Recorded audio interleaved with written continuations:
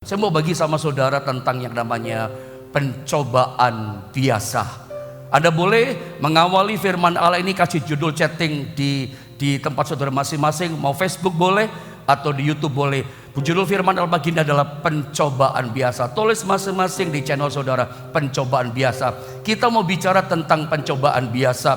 Saya mengerti ketika seorang jemaat atau anak Tuhan, siapapun orang Kristen, ketika datang kepada gembalanya, datang kepada pendetanya, hamba Tuhan yang dianggap lebih rohani, selalu kalau datang konseling, mereka berkata apa? Pak, saya punya masalah yang luar biasa, Pak. Saya pikir tidak ada jemaat datang kepada gembala dengan persoalan masalah beban hidup yang biasa-biasa saja.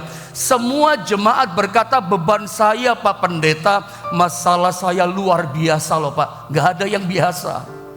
Tetapi mari kita lihat apa yang Alkitab katakan. Bahwa ternyata setting kerajaan sorga menurut setting desainnya Allah, bahwa semua masalah, bahwa semua pencobaan, kesulitan, penderitaan yang Tuhan izinkan datang terjadi dalam kehidupan kita itu ternyata tidak ada yang luar biasa. Tidak ada pencobaan yang datang hantam kita. Itu pencobaan yang Alkitab bahasanya gini, melebihi kekuatanmu. Anda nangkap itu ya? Pencobaan itu biasa, bukan luar biasa. Nah, kita belajar apa sih kata Alkitab tentang pencobaan yang kita hadapi. 1 Korintus pasal 10 ayat yang ke-13. Ayo jemaat Tuhan yang terkasih, kita sama-sama baca ayat ini ya. 1 Korintus 10 ayat 13. 1, 2, dan 3. Pencobaan-pencobaan yang kamu alami ialah pencobaan-pencobaan biasa yang tidak melebihi kekuatan manusia. Sebab Allah setia, dan karena itu Ia tidak akan membiarkan kamu dicobai melampaui kekuatanmu. Pada waktu kamu dicobai, Ia akan memberikan kepadamu jalan keluar sehingga kamu dapat menanggungnya. Ini menarik. Saya langsung saja menukik pada inti persoalan. 1 Korintus pasal 10 di ayat 13, kalimat awal tadi lengkapnya begini ya, dikatakan pencobaan-pencobaan yang kamu alami. Lihat kalimatnya, pencobaan-pencobaan yang kamu alami. Coba lihat Anda PowerPoint yang pertama. Jadi jelas dikatakan pencobaan-pencobaan. Artinya apa? Yang datang sama kita itu bukan satu pencobaan loh. Alkitab katakan apa? Pencobaan-pencobaan. Mari kita sama-sama tenang dulu, ikuti firman Allah ini dengan baik. Alkitab katakan pencobaan-pencobaan yang kamu alami. Jadi bisa jadi yang datang sama kita bukan satu pencobaan. Ya, ada kalanya dalam satu periode tertentu dalam kehidupan kita. Dalam periode tertentu hidup yang kita jalani dalam satu waktu tertentu, dalam satu hari tertentu, kita tempo-tempo bisa menghadapi namanya rentetan pencobaan. Bisa jadi loh, kita diizinkan Tuhan mengalami situasi bukan satu pencobaan, tapi rentetan pencobaan. Dan meskipun rentetan pencobaan, banyak pencobaan. Jadi ginilah, Alkitab tidak katakan setelah kita mengalami satu pencobaan selesai, lalu kemudian baru datang pencobaan yang lain. Enggak begitu, no. Alkitab tidak catat menuliskan begitu. Kadang bisa terjadi. Makanya saya ingin lewat firman Allah ini menyadarkan kita. Anda jangan jadi orang Kristen yang lalu terkejut dan kagetan. Loh, kok saya ngadepin banyak pencobaan-pencobaan? Nggak semua orang. Tapi bisa jadi maksud saya melepaskan pengajaran ini kepada saudara supaya Anda jangan kaget. Dan jangan jadi orang Kristen yang kagetan. Loh, kok gini jadi Kristen? Nggak begitu. Karena jelas Alkitab katakan pencobaan-pencobaan yang kamu alami bisa jadi bukan satu pencobaan. Bisa jadi dalam kurun waktu tertentu rentetan hidup kita mengalami yang namanya rentetan pencobaan-pencobaan. Alkitab gak katakan satu pencobaan selesai lalu kemudian datang pencobaan yang lain. Gak gitu saudara. Tetapi meskipun bisa jadi kita mengalami yang namanya rentetan pencobaan-pencobaan, satu belum selesai, datang lagi, datang lagi, datang lagi. Meskipun begitu saudara ya, hadapi pencobaan-pencobaan yang menekan hidup kita. Perhatikan, pencobaan-pencobaan yang kamu alami, Alkitab katakan adalah pencobaan-pencobaan yang biasa. Coba bilang sama-sama saya, pencobaan-pencobaan yang biasa. Ulang sekali lagi, bilang sama-sama saya, pencobaan-pencobaan yang biasa. Ingat, 1 Korintus 10:13 mengatakan kepada kita bahwa semua persoalan, pencobaan yang kita hadapi didesain oleh sorga menurut desainnya atau rencananya Tuhan dalam hidup umatnya adalah semua pencobaan, kesulitan kita itu biasa. Pencobaan dalam rumah tangga kita yang kita alami itu biasa. Pencobaan dalam keuangan kita, Alkitab katakan juga biasa. Pencobaan yang kita alami dalam apa saudara ya? Bisnis saudara. Pencobaan yang kita alami dalam kesehatan kita, Alkitab katakan tidak melebihi kekuatanmu. Pencobaan-pencobaan yang biasa. Tadi di awal saya bilang sama saudara, memang saya mengerti, saya sadar setiap orang jemaat datang kepada gembala, kepada saya di meja konseling, selalu ngomong gini, Pak Pendeta, masalah saya luar biasa Pak. Kali ini Pak, masalah rumah tangga saya nggak biasa tapi luar biasa. Memang begitu, itu bahasanya kita Bapak Ibu Saudara. Itu keluhannya kita, itu kan kita yang ngomong, itu perspektif pandangan kita. Bukan Tuhan. Menurut Tuhan, menurut desainnya Tuhan, pencobaan semua yang Tuhan izinkan datang kepada kita itu biasa loh. Tidak melebihi kekuatanmu. Tapi kenapa nyampe di kitanya pencobaan, kita berkata begini, respon kita, luar biasa loh Pak. Saya pernah ajarkan beberapa hari sebelumnya kalau Anda masih ingat. Setiap kita kalau berkata pencobaan kita luar biasa, pencobaan kita itu berat, under pressure, menekan kita, itu cuma mengindikasikan tidak berimbangnya antara beban masalah kita dengan roh kita. Tidak berimbangnya pertumbuhan iman rohani kita dengan pertumbuhan masalah kita. Ingat Bapak Ibu Saudara, masalah itu bertumbuh. Beban hidup di dunia ini tambah hari bukan tambah ringan, kesulitannya, masalahnya tambah berat, tambah berat, tambah berat, terus bertumbuh tambah berat. Kalau Anda tidak mengimbangi setiap hari, roh kita bertumbuh, iman kita bertumbuh, tidak berimbang. Makanya yang datang kepada kita, begitu masalah Tuhan izinkan datang kepada kita, munculnya di mulut kita apa? Badan kita berkata apa? Luar biasa Pak beratnya, gak imbang. Makanya kesimpulan saya, dibutuhkan roh yang kuat, dibutuhkan iman yang kuat untuk menanggung beban hidup yang berat. Kalau kita tertekan oleh beban hidup berat, gak seimbang roh kita, gak bertumbuh. Itu kalau bicara kesehatan, bicara tentang antibodi iman kita sedang bermasalah. Kalau Anda lihat gambar ini ya, saya kasih gambaran ya. Masalah biasa, tapi kenapa keluarnya di mulut kita, daging kita berkata, luar biasa loh Pak, luar biasa Pak, beban keuangan saya, beban pencobaan dalam rumah tangga saya dan seterusnya. Kenapa biasa jadi luar biasa? Responnya kita kena sama kita. Saya kasih contoh pandangan. Antibodi kita, iman kita bermasalah. Batuk pilek, flu, itu sesungguhnya penyakit biasa. Setuju dengan saya saudara ya? Kita sepakatlah saya pikir bahwa yang namanya penyakit batuk, penyakit pilek, penyakit flu, nah itu penyakit biasa buat kita sekarang. Kalau dulu memang luar biasa, belum ketemu obatnya, antibodi kita belum terbentuk. Ya. Tapi sesungguhnya sekarang batuk, flu, pilek penyakit biasa. Tapi penyakit yang biasa ini lalu sembuh begitu saja. Ini kalau diderita oleh orang yang sakit HIV, itu memang betul jadi luar biasa. Kenapa? Karena orang yang sakit HIV antibodinya bermasalah, imunnya bermasalah. Penyakit biasa batuk, pilek, flu, kalau kena orang kena HIV, batuk saja bisa rontok tuh jantung. Betul apa tidak?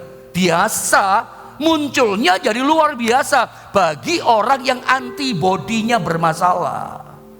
Kalau antibodi iman kita lemah, antibodi iman kita bermasalah, masalah biasa jadi luar biasa. Imannya gak berimbang, iya kan? Rohnya kita gak bertumbuh kuat. Makanya belajar begini saudara ya, bahwa setiap masalah-masalah yang datang sama kita itu percaya memperkuat otot iman kita, roh kita tambah kuat. Dan begini, memang itu sistemnya kerajaan sorga, itu settingnya Tuhan, memang begitu. Tujuannya apa? Supaya ketika dia datang kedua kali lewat pencobaan-pencobaan yang Tuhan izinkan datang sama kita, roh kita kuat. Ketika dia datang sebagai mempelai pria yang sempurna, dia juga menyebut gerejanya yang dewasa yang sempurna, mempelai wanitanya yang sempurna, yang kuat. Sama seperti Kristus kata Alkitab. Kita gak bisa kuat. Saya kasih gambaran supaya melandas, saya kasih contoh supaya melandas, bahwa pencobaan itu memperkuat roh kita. Itu settingnya kerajaan sorga. Anda lihat contoh di sini. Masyarakat Jepang, Anda mungkin pernah dengar ilustrasi seperti ini ya. Ada bisa cari di Google ilustrasi seperti ini. Saya cuma hanya ingin melandaskan pengajaran firman. Anda lihat gambar ini. Masyarakat Jepang itu makanan favorit mereka salah satunya adalah sashimi, ikan segar. Ikan hidup-hidup yang segar dipotong dimakan. Itu salah satu makanan yang digemari, favorit orang-orang Jepang. Tapi tahukah saudara, ternyata makan ikan segar itu mendapatkan ikannya itu mesti di laut yang dalam, laut yang di tengah lautan sana ikannya, bukan di lautan yang dangkal. Nah masalahnya, jadi kalau orang Jepang makan ikan yang tidak segar, yang lemes, ikan yang mati, apalagi yang mabuk, tidak mau. Ditolak, nggak mau. Yang maunya ikannya segar. Masalahnya para nelayan untuk dapatkan ikan salmon yang segar, saya kurang ngerti, karena memang saya kurang cocok makan sashimi, sorry ya, agak mual. Mungkin generasi anak-anak muda yang lahap banget. Kalau kita generasi 40-an, 50 tahun ke atas kayaknya memang agak berat ya makan yang mentah-mentah segar begitu. Tapi anak-anak kita suka sekali, lahap banget ya. Jangan keseringan tapi saudara ya. Nah masalahnya, untuk dapat ikan segar itu nangkapnya di tengah lautan. Dan biasanya setelah nangkap ikan di lautan, begitu berlabuh ke pantai, ikannya udah lemes ikannya. Orang nggak mau, orang Jepang. Atau karena nangkapnya, mereka punya akal, dibikin kolam di dalam kapalnya itu. Ikan salmonnya, ikan macam ditaruh di situ. Tapi begitu nyampe di daratan, berlabuh di pantai, ikannya mabok.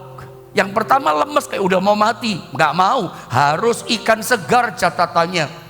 Dikasih air, kasih kolam, bawa ke pantai, mabok ikannya, nggak fresh, tetap nggak mau.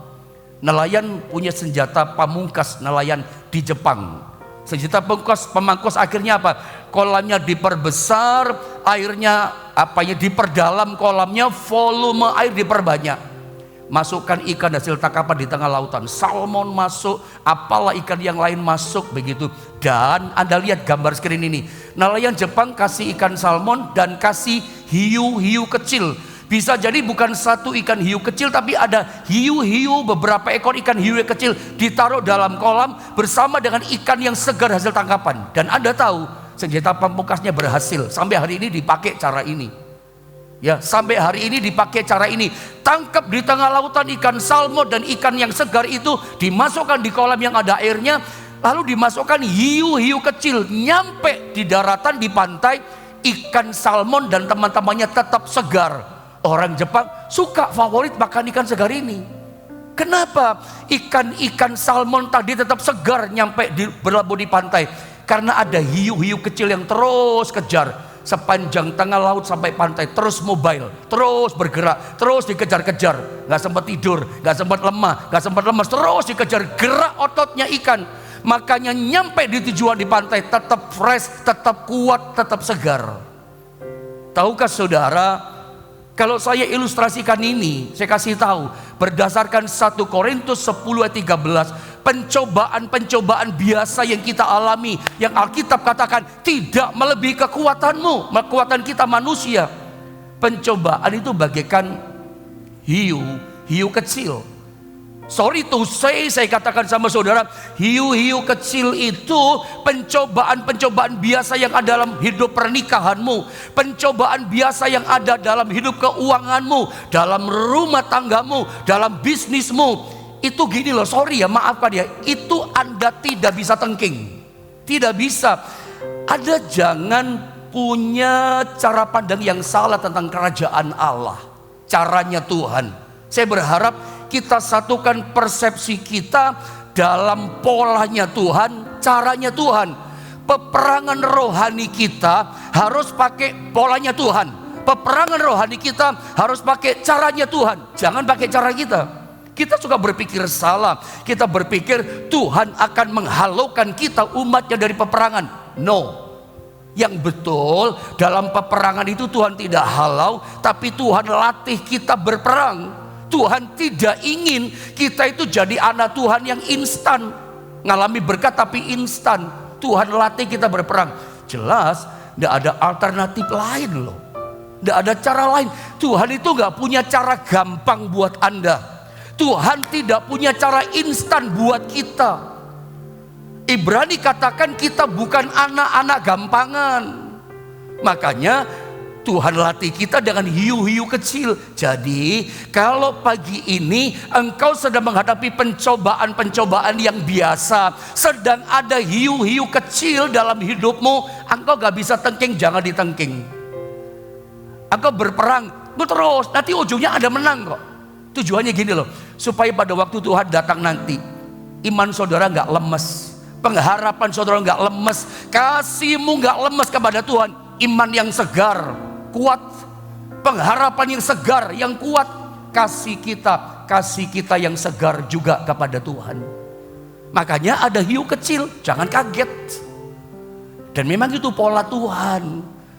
Selaraskan pola kita, cara kita, selaraskan dengan polanya Tuhan. Tuhan tidak menghalau kita dari peperangan. Peperangan gak dihalau. Dia berperang ganti kita.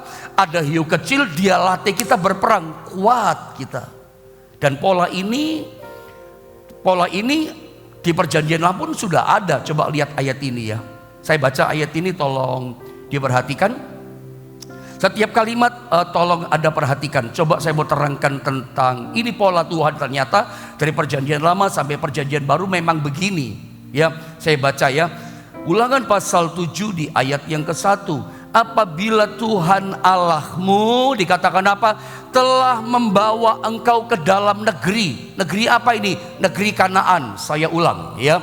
Apabila Tuhan Allahmu telah membawa engkau ke dalam negeri, dikatakan apa? Kemana engkau masuk untuk mendudukinya. Bilang sama-sama saya mendudukinya. Sekali lagi, bilang sama-sama saya mendudukinya. Bicara tentang Kanaan itu bicara mendudukinya. Kanaan itu kan final destination kita.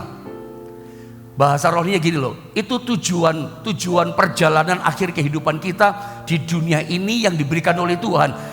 Tujuan Tuhan, Anda dan saya bukan ditaruh di tanah Mesir. Gimana ngomongnya sama saudara ya? Gini saudara ya. Kita umat Tuhan, Israel itu kan gambaran kita. Anda tahu kan, masih segar dalam ingatan saudara, umat Allah Israel itu pernah hidup di 3 jenis tanah. Anda ingat ya? Tanah yang pertama, tanah Mesir, the land of not enough. Tanah yang membuat mereka kekurangan, gak cukup, makan gak cukup, kasih gak cukup, dan seterusnya. Mujizat gak cukup, the land of not enough. Lalu kemudian Tuhan bawa mereka kelewat padang gurun.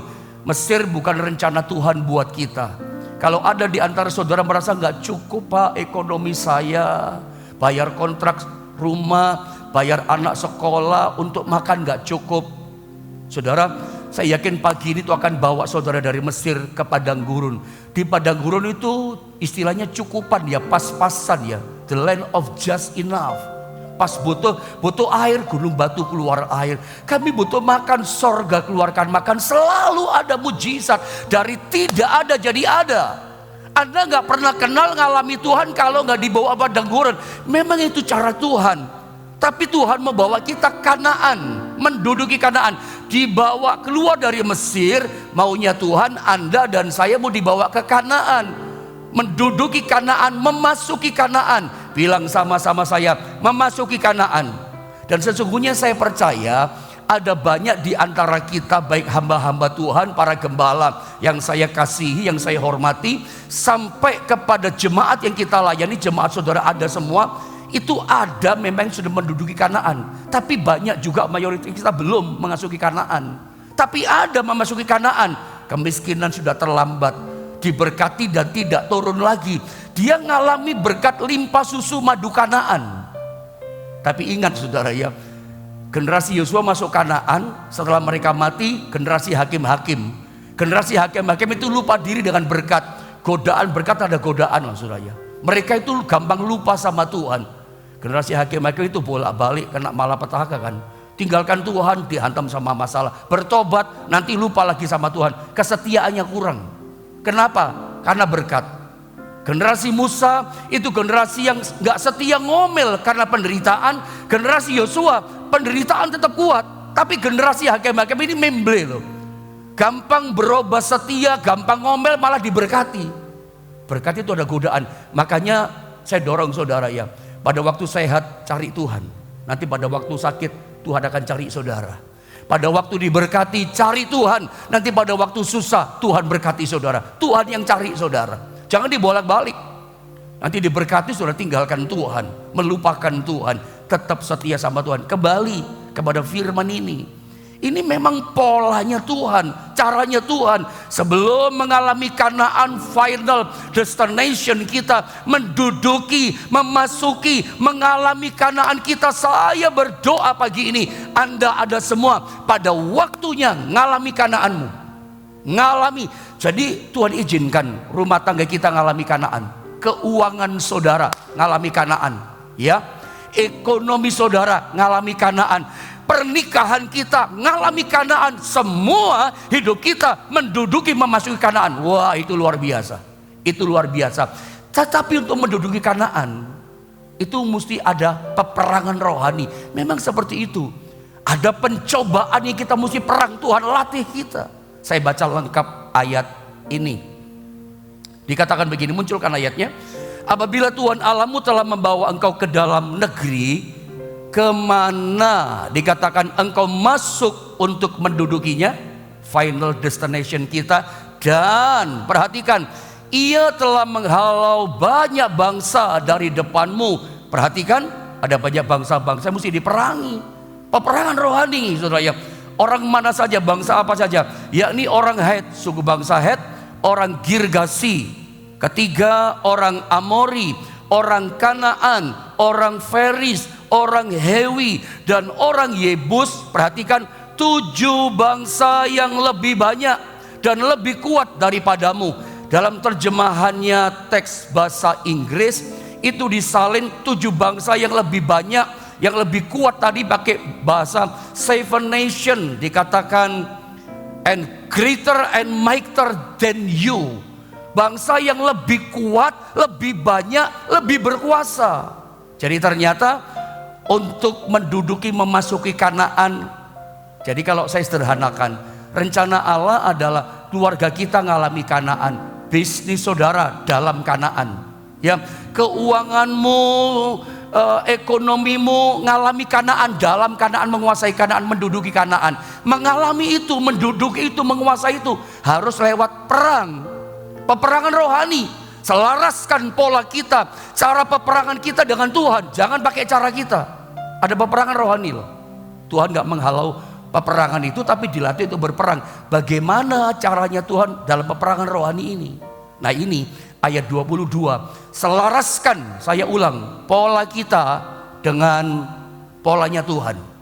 Caranya, bagaimana cara Tuhan menghalau musuh-musuh 7 bangsa yang lebih banyak, lebih berkuasa, lebih kuat. Ayat 22, saya ingin kita baca ayat ini sama-sama, menjadi ingat-ingatan, warning juga buat kita.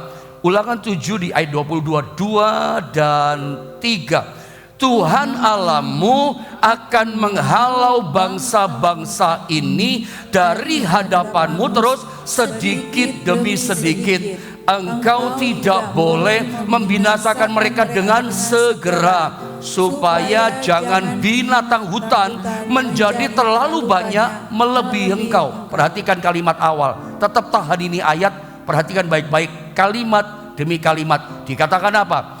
Tuhan Allahmu akan menghalau bangsa-bangsa ini. 7 bangsa yang dikatakan apa?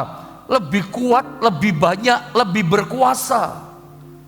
Ya, 7 bangsa ini sih yang menghalau siapa? Yang menghalau bukan pendeta, yang menghalau bukan manusia, yang menghalau bukan nabi, yang menghalau bukan rasul, yang menghalau bukan malaikat. Siapa yang menghalau? Tuhan Allahmu. Saya ulang, yang menghalau siapa? Ini cara Tuhan. Selaraskan pola kita dengan pola Tuhan. Ya, perhatikan, yang menghalau adalah Tuhan Allahmu akan menghalau bangsa-bangsa ini dari hadapanmu. Caranya bagaimana? Sedikit demi sedikit. Perhatikan kalimat ini, little by little. Garis bawah ini. Tuhan katakan, engkau tidak boleh membinasakan mereka dengan segera, dengan cepat, dengan tuntas. Loh, pendeta pernah ajarkan hadapi masalah dengan tuntas. Nanti tuntas, tapi little by little, sedikit demi sedikit. Itu memang cara Tuhan, tapi mesti tuntas, tidak boleh tersisa. Tapi caranya, polanya little by little, sedikit demi sedikit. Kenapa nggak boleh langsung tuntas? Karena ternyata ada binatang hutan atau the beast, kata bahasa Inggris, binatang buas yang hidup di sana. Nanti Tuhan katakan, kalau kamu 7 bangsa tadi yang lebih banyak, lebih kuat, kamu tumpas langsung, nanti binatang hutan itu populasinya lebih banyak dari kamu. Nanti kamu yang dimangsa binatang buas sama mereka, kamu mati. Karena ternyata jangan ditumpas dengan segera, langsung berat tuntas. Kenapa? Karena 7 bangsa tadi yang lebih kuat, lebih banyak tadi, mightier tadi katakan lebih kuat, and higher tadi, mereka itu pemangsa binatang hutan. Mereka itu makan binatang hutan, saudara ya. Makan binatang buas. Ini menarik loh, saudara ya. Saya rohanikan, kita orang Kristen itu punya musuh 2. Ya, musuhnya inside dari dalam dan outside dari luar. Dari dalam itu apa? Binatang buas, the beast. Yang di luar, yang outside apa? 7 bangsa tadi, dari mulai Het tadi, orang Amori, Girgasi, 7 bangsa. Binatang buas itu apa sih? Kesombongan kita, ego kita, merasa diri kita hebat, kepahitan kita, kemarahan kita. Semua perkara-perkara daging itu buas di daging kita. Itu membuat kita nanti gagal memasuki, menduduki Kanaan. Udah masuk, dicaplok kita sama binatang buas. Hati-hati dengan kedagingan. Generasi hakim-hakim itu kedagingan loh. Banyak yang juga binasa. Banyak kita nanti pada waktu Yesus datang kedua kali, kita gak bisa jadi mempelai pria yang sempurna. Bahkan iman kita iman yang lemas, kasih kita kasih yang lemas, pengharapan lemas. Kenapa? Binatang buas di dalam ini, ego kita, daging kita, ini gak dihabisi. Ingat, yang di luar itu juga ada 7 bangsa. Jadi ternyata 7 bangsa ini memakan the beast yang di luar, yang di dalam kita. Kedagingan kita, kesombongan kita, ego kita, kepahitan hati kita, kemarahan kita, kekecewaan kita, perjinahan dalam daging. Itu binatang buas itu dimangsa sama 7 bangsa tadi. 7 bangsa itu bicara apa sih? Ya pencobaan-pencobaan hiu-hiu kecil tadi. Itu memangsa, mengikis little by little kedagingan kita. The beast itu kedagingan. Itu gak bisa tuntas langsung selesai. Itu dikikis sedikit demi sedikit. Gak gampang loh ngalahin kedagingan. Buas kedagingan itu bisa makan kita. Iman kita bisa dimakan, rohani kita bisa dimakan, gak berimbang. Ini profetik loh, ini penting buat saudara. Untuk ngalami Kanaan itu gak gampang. Banyak orang jatuh bangun, sudah masuk Kanaan jatuh lagi. Banyak kita dengar orang jatuh gak bisa bangun. Kenapa? The beast makan dia, kedagingannya, sehingga Tuhan berpaling dari dia. Doanya gak didengar, Tuhan gak bela, Tuhan gak tolong. The beastnya buas. Untuk ngikis the beast, 7 bangsa tadi, hiu-hiu kecil, itu mesti itu datang sama kita, itu kita perangi. Nah 7 bangsa itu dalam Ulangan pasal 7 tadi ada 7 bangsa kan. Ada bangsa Het. Het itu artinya adalah teror. Bilang sama-sama saya, teror. Yang penting Anda jangan jadi tukang teror ya. Maaf nih kata-katanya guyon saudara, maaf. Kadang-kadang di sekitar kita menghadapi teror, tapi Anda jangan jadi tukang teror ya. Sedangkan teror orang lewat WA. Maafkan kata-kata saya. Itu bukan anak Tuhan. Tetapi seringkali dalam hidup ini kita menghadapi hiu-hiu kecil ini. Kita menghadapi pencobaan-pencobaan biasa yang tidak melebihi kekuatanmu. Kamu dapat menanggungnya, aku memberikan jalan keluar. Kita hadapi namanya Het. Ada masalah yang datang sama kita, ada masalah yang menyerbu kita. Pencobaan namanya teror. Pernahkah Anda menjumpai ada orang-orang teror kita? Itu bisa karyawan saudara, bikin capek pusing Anda. Tukang teror dia. Neror itu mungkin bukan dengan kata-kata, dengan cara kerjanya dia kayak meneror kita. Waduh, bisa rugi, bisa bangkrut dengan orang ini. Atau kadang-kadang pembantu juga bisa neror. Maafkan saudara ya, bisa begitu. Ada banyak saingan kerja saudara, kompetitor dagang saudara. Oh, mulai teror dengan WA-nya, mulai teror dengan mulut fitnahnya. Itu pencobaan. Kami hamba Tuhan pun, gembala, pendeta, ini banyak juga teman-teman pendeta yang saya hormati kan. Banyak senior-senior saya juga ada di channel YouTube ini maupun Facebook. Jujur saja kami hamba-hamba Tuhan, gembala-gembalamu ini kadang-kadang juga ngalami teror seperti ini. Dari siapa? Jemaat bisa teror gembala loh. Dengan sikapnya dia, dengan omongannya dia. Itu bisa sama-sama pelayan, bisa sama-sama, ya seperti itulah keadaannya. Di tempat kerja ada teror, itu pencobaan. Ingat, itu biasa. Justru Tuhan izinkan ada teror-teror di sekitar kita. Untuk apa sih? Mengikis daging kita. Oh, kalau jadi gembala manis-manis enak, nggak ada teror, nggak teruji daging, semuanya nyaman. Justru teror datang di sekitar kita. Teman dagangmu teror, ada karyawan teror, siapa teror? Itu makan debis. Supaya apa? Aku butuh Tuhan, aku lemah. Kadang kita stres ngadapi orang di depan kita neror, kelihatan wajahnya di depan kita, rasanya saudara ya, itu ngikis debis kita. Jadi kalau hari ini teman hamba Tuhan juga, saudara sebagai pimpinan sedang hadapi teror, saudara itu mengikis daging, andalkan Tuhan untuk makan yang di dalam ini loh, debis yang buas daging. Yang kedua, kita hadapi masalah pencobaan hiu kecil yang bagaikan girgasi. Girgasi artinya adalah orang-orang yang menimbulkan persoalan, troublemaker. Kadang kita menemukan orang yang apapun yang dibuat bikin masalah sama kita, cari persoalan sama kita. Kadang-kadang aneh ya. Kadang-kadang kita menemukan hari yang aneh dalam hidup kita. Kita ketemu orang yang sengaja bikin persoalan sama kita, jegal jalan kita, nutup jalan kita. Ini teror plus bikin masalah sama kita. Hari ini kalau Anda bertemu dengan orang-orang suku bangsa Girgasi, hiu-hiu kecil dalam hidupmu, itu melatih imanmu tetap segar. Tuhan, tolong aku. Supaya daging kita dikikis, tetap andalkan Tuhan, hidup dekat dengan Tuhan, mengasihi Tuhan.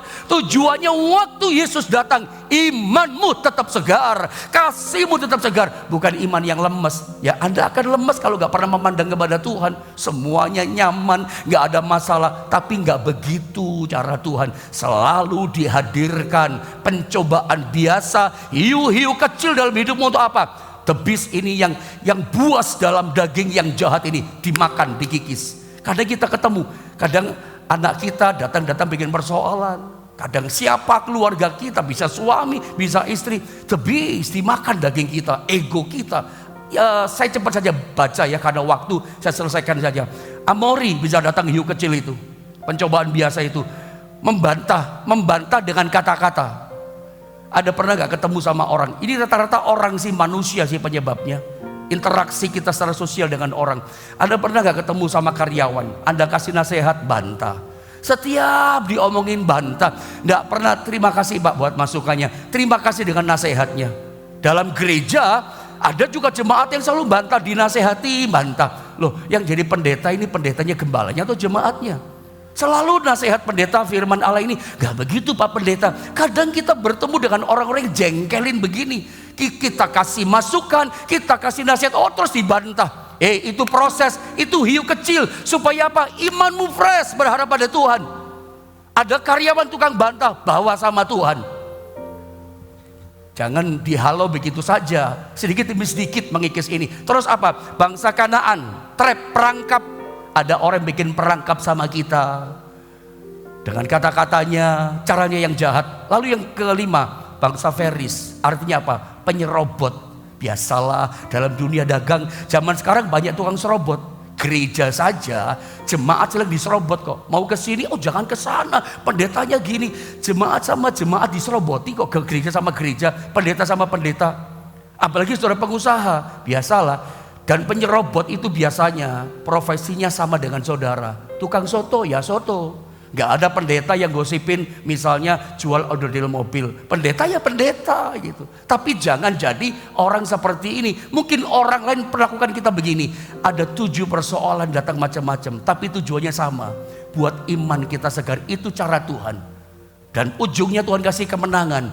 Anda menduduki Kanaan kita, final destination kita masuki, ngalami itu. Tetap andalkan Tuhan. Ingat, Tuhan yang berperang ganti kita. Makanya berharap bersama sama Tuhan. Hiu kecil pasti kita bisa lewati. Pencobaan kita pasti bisa menangkan. Karena apa?